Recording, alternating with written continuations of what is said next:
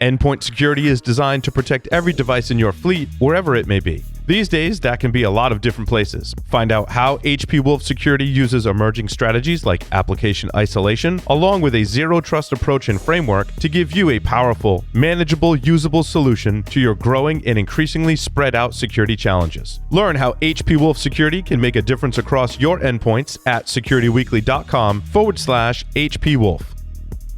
Attackers are only getting more proficient, so how can you proactively adapt your cybersecurity strategy? Core Security by Help Systems helps you uncover and prioritize the risks that pose the biggest threat to your organization. Core Impact is a penetration testing tool that safely finds and exploits vulnerabilities using the same techniques as attackers. You can conduct advanced pen tests with ease using certified exploits and automations. Take your engagements to the next level by pairing with Cobalt Strike, a threat emulation tool ideal for adversary simulations and red team operations. Learn more at securityweekly.com/core security.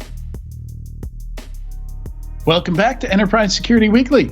Do you have a special guest or topic that you want us to cover in one of the shows? Submit your suggestions for guests by visiting securityweekly.com/guests and completing the form.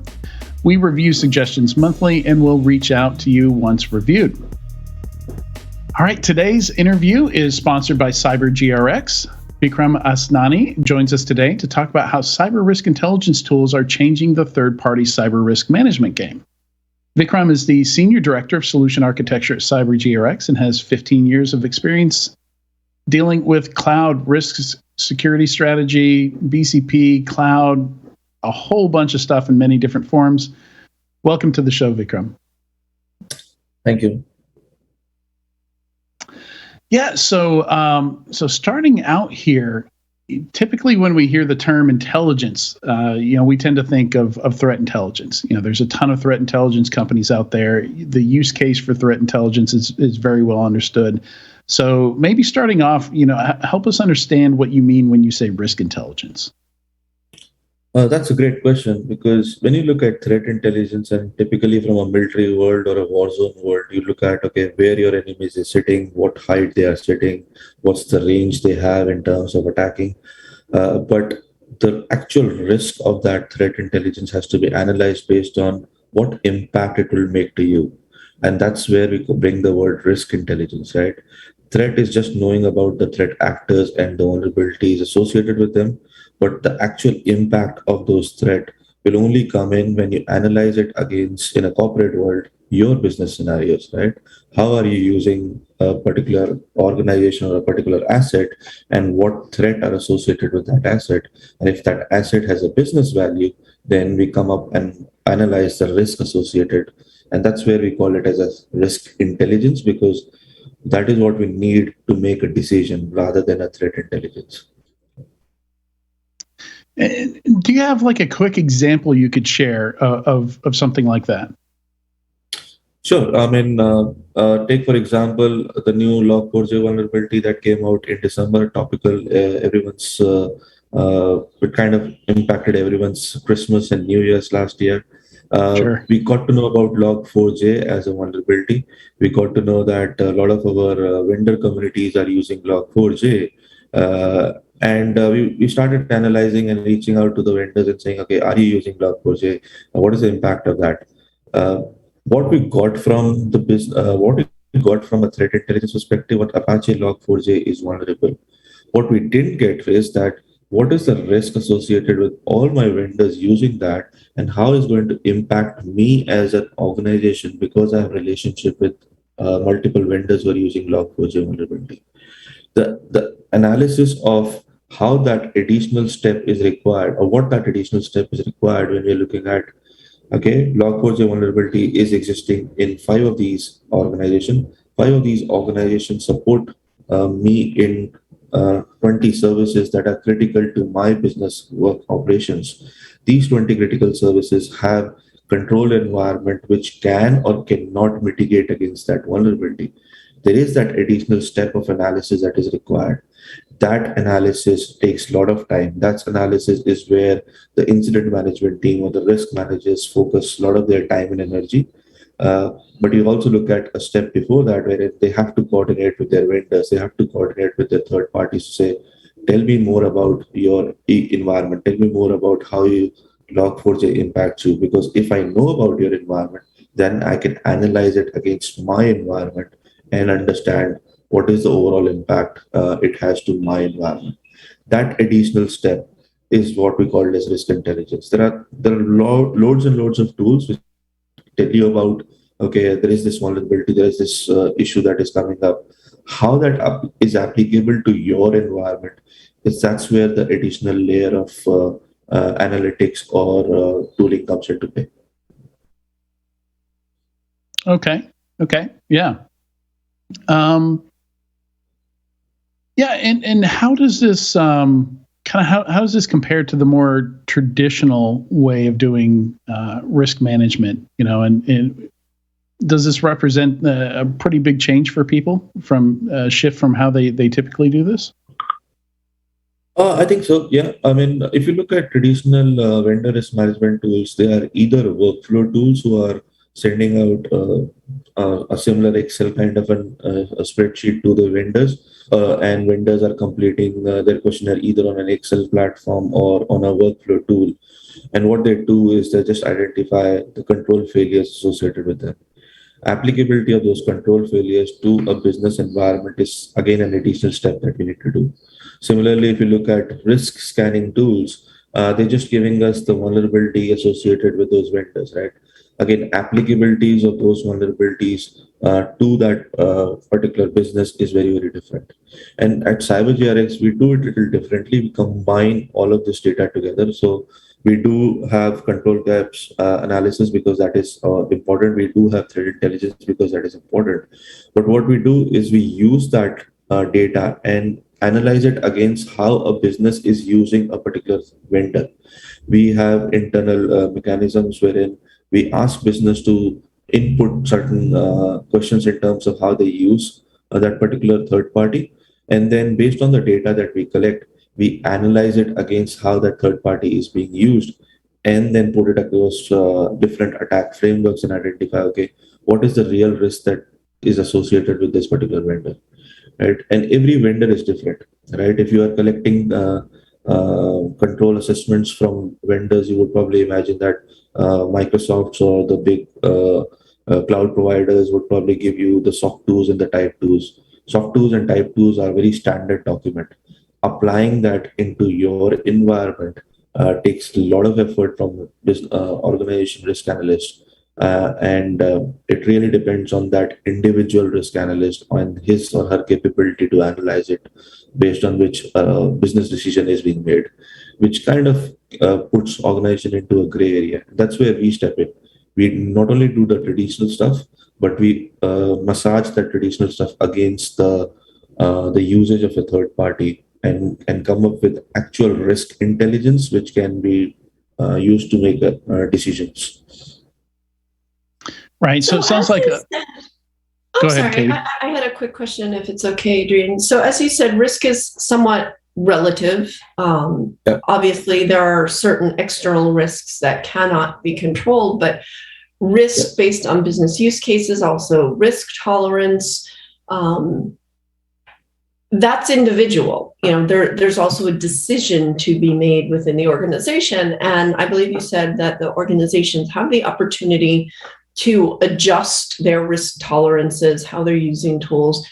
So my question is, how easy or hard is this to get up and running? Because if it takes a great deal of input from the client, that takes away from the ease of use, perhaps. At the same time, however, it makes it more customized to the customer, the individual environment. So what is the process like to get up and running?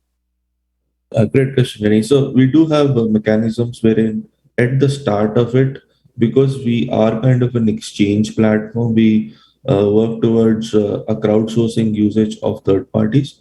And that allows organizations to say, okay, I have thousands of third parties. I'll accept the crowdsourcing mechanism of how that third party is being used. That allows them to prioritize how they want to go about in doing their third party risk management. But once they get the data, then we give this to the business teams or the risk analysts who are actually required to make decisions, and ask them to answer simple 8 questions, which is around how they use that particular third party.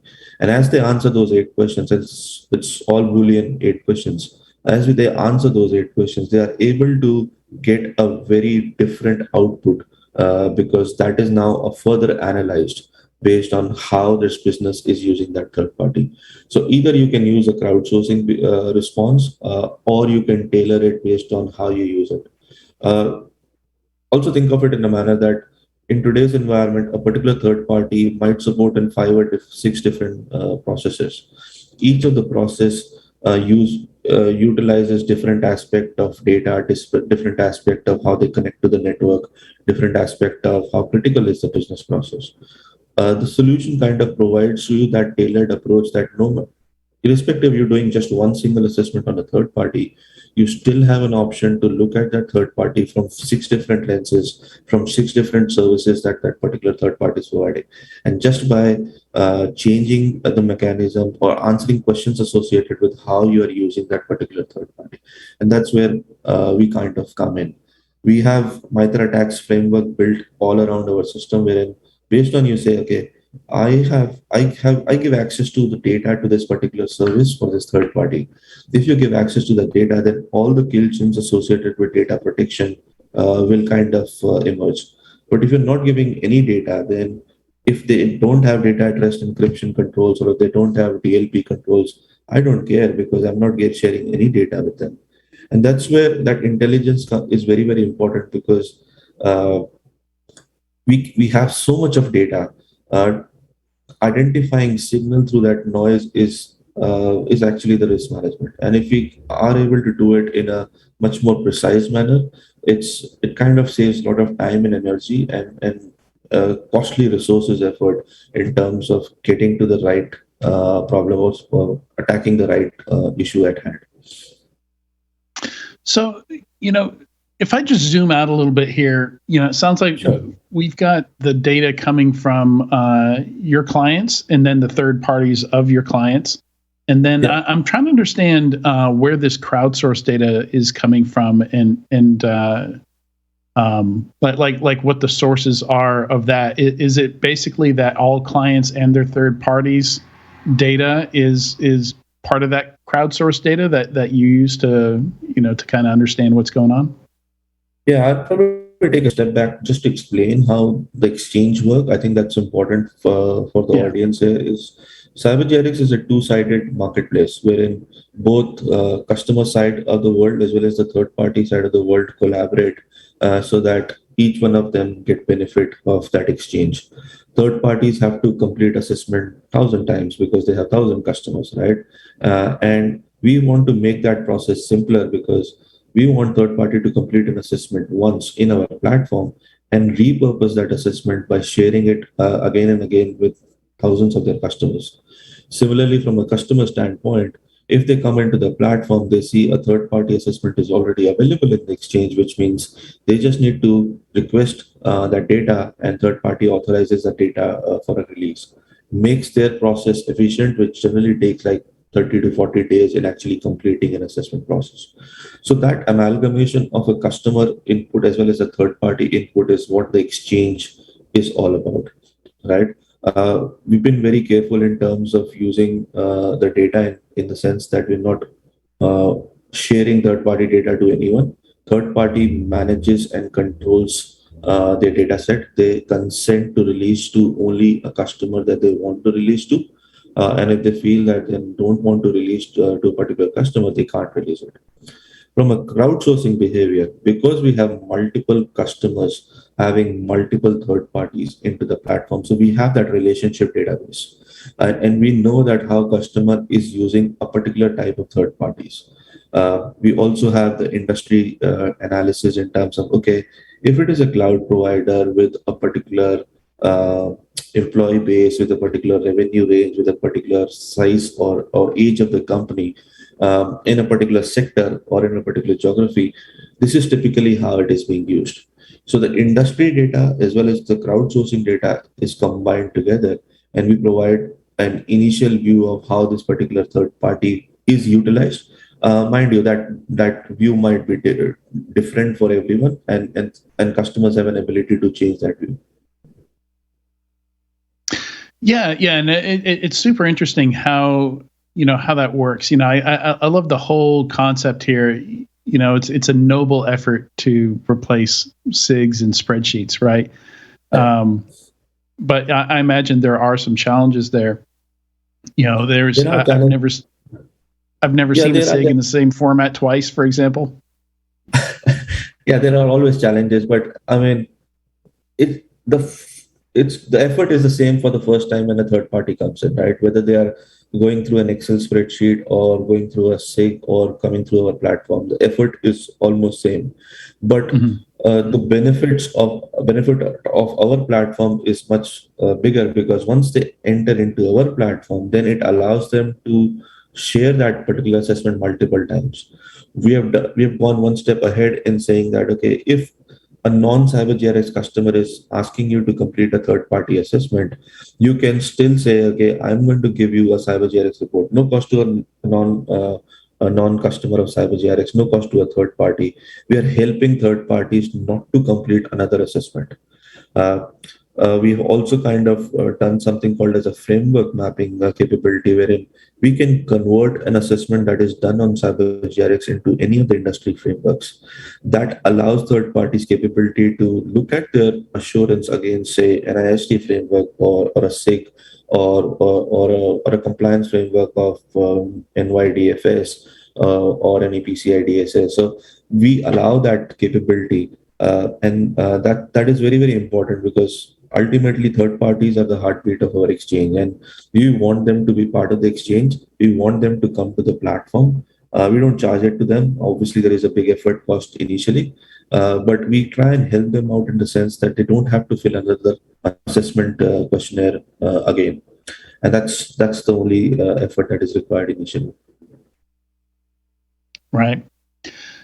Yeah. So some other questions here. You're talking about Log4j. Can some of this data be used to help minimize or maybe even prevent, or I guess not prevent, but reduce the risk to the next Log4j, for example? Yes. I mean, it's about when there is an incident, it's all about how you are prioritizing your resources in terms of being one step ahead of your attackers, right? In a Log4j instance, what we've seen in the traditional VRM tools, we are saying, okay, go and ask these 5 additional questions from every third party. We feel that is a very inefficient way of doing it, because we know the data, right? From an outside in scanning solutions that is part of the CyberGRX platform, we know which all third parties are hosting Log4j vulnerable hosts. So that's something that we can scan. From an attested control assessments that we had, we know that which all third parties do not have a good control posture against Log4j.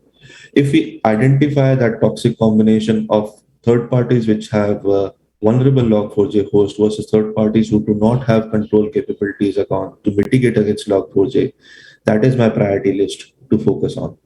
And we've done this exercise for a lot of our customers in last 2 to 3 months, wherein from the list of 300 to 400 vendors, we said, these are the 10 vendors that you need to focus on. So reach out to the security functions of these 4 vendors and get things sorted. You don't have to worry about the other 296 or 290, because either they do not have a Log4j host or they have good control postures across it. One thing I want to also add here is that at any given point of time, you may not have unattested assessments on all of your third parties, right? And if you have like 300 or 1,000 third parties, then asking 1,000 third parties to complete an attested assessment then is possible, but it may not be achieved in like first 6 months of you using the platform, for example. And in that scenario, if a Log4j event happens, then you're just looking for vulnerable host information, because you do not have an attested data. What CyberGRX did last year was we launched a capability which is an industry first, which is kind of called as predictive risk intelligence.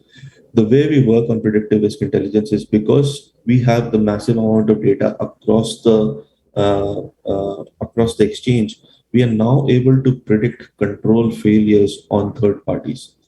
And that's a really powerful tool, because based on the analytics that we done um, on 10,000 plus completed assessments that we had, we identified that our prediction is around 85% accurate. So, so now if we have predictive assessments as well as an attested assessment, I have full visibility of control environment across my ecosystem, whether it is 100 third parties or 1,000 third parties. That combined with the scanning information of vulnerable hosts provides me a full visibility of all vendors who are vulnerable to that particular stuff. And then I can ask my incident management team or risk management team, say, okay, against those 1,000 vendors, these are the 20 that are important, because either they both have a vulnerable host as well as an attested control failure or a predictive control failure. So let's focus our energies on that. Yeah, no, that's interesting. I imagine like the that's kind of what like the security scorecards of the world have been trying to go after. I think with varying levels of success, predicting where some of these failures might occur. Yes, the security scorecards of the world are more from a scanning perspective. So they will scan Right. your infrastructure perspective. We are a little different. You've got all the information that they don't have typically, right? Like we have the inside information right behind the Right. firewall information, right? We ask for control attestations. So third parties provide attestation on their control environments across all the cybersecurity controls, and that's one attested data that we have. But based on that attested data and range of different data sets that we have, we are able to predict data on third parties who are not part of the exchange. And for those third parties, that is the control things that we are predicting. We still have the scanning information from our data partners, but that control information is really important, because that's the inside the firewall issue. That's where most of the breaches kind of happen. So an attacker can get inside your network, but if you do not have a good control inside your network, then obviously they can infiltrate and do massive damages. Yeah. And one last question about the, I imagine the privacy of the data that goes into your system, because your product is entirely SaaS, correct? Yes. Yeah. Yeah. So I imagine that's a common concern and question there. Yeah, it's a common control questions, but I mean, it's important to understand the data that we host is of third parties, right? From a third party perspective, we provide them full capability of allowing which data they can share with their customers, which data they cannot share with their customers. So every time a customer requests for an attested information, a request goes to a third party, and third party will evaluate, okay, I do have a contractual relationship, let me approve it. Or no, I don't have any contractual relationship with this customer, I will not approve the release of my data. And that's an important factor. I mean, it's because we don't want to expose the entire data set as part of the exchange. And that's something which is inbuilt into the platform. And that's where the privacy aspects kind of come in overall. All right. Well, thank you very much, Vikram, for joining Enterprise Security Weekly today. Good stuff. Thank you. It was my pleasure. And make sure you visit securityweekly.com/cybergrx to learn more. And we'll be right back in a few moments with the weekly enterprise news.